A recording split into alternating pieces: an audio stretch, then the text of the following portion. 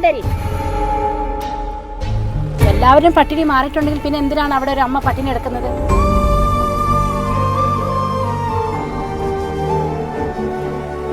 പട്ടികജാതി പട്ടികവർഗ ക്ഷേമ വകുപ്പ് മന്ത്രിയുടെ സ്വന്തം പഞ്ചായത്തിലെ ഒരു ഊരിലാണ് ഞങ്ങളിപ്പോൾ നിൽക്കുന്നത്. എല്ലാവർക്കും നല്ല സുരക്ഷിതത്വമുള്ള വീട് കേരളത്തിലായിക്കഴിഞ്ഞു എന്നാണ്. അതറിയോ?